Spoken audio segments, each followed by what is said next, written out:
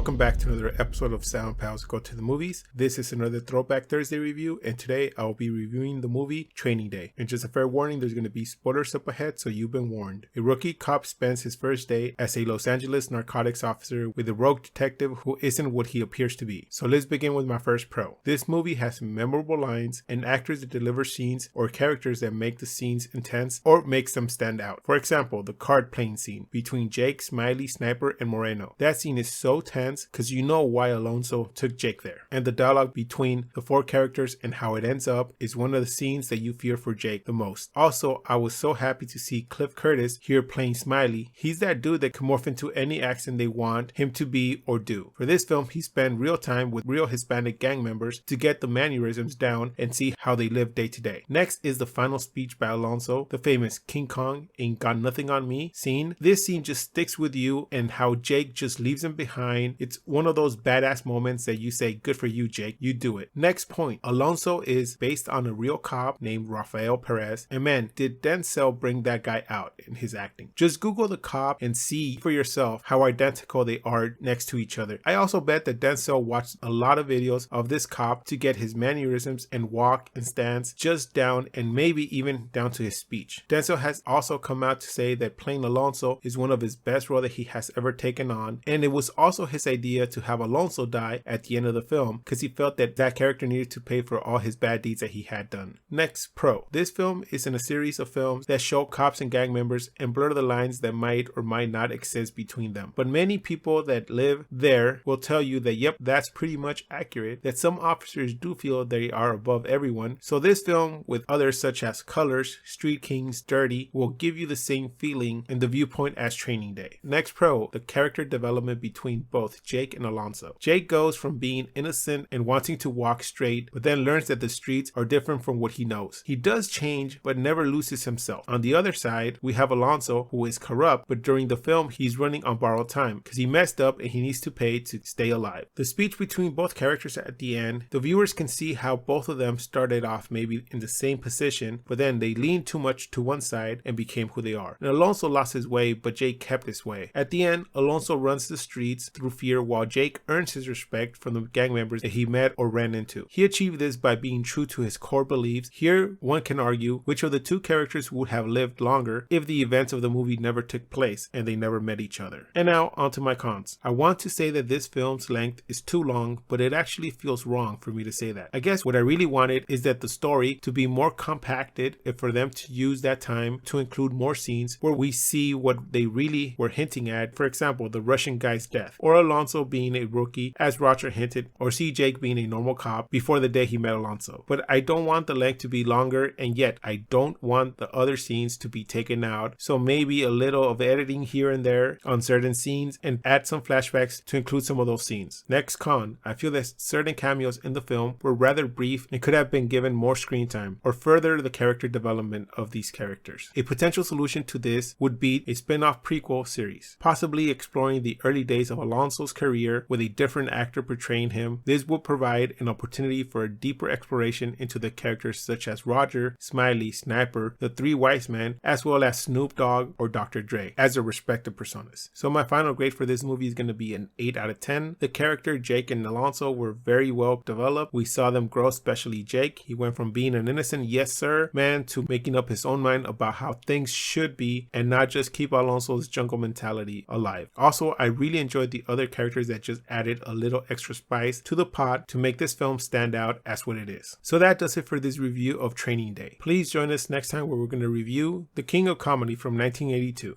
Now, tomorrow you'll know that I wasn't kidding and you'll think I was crazy.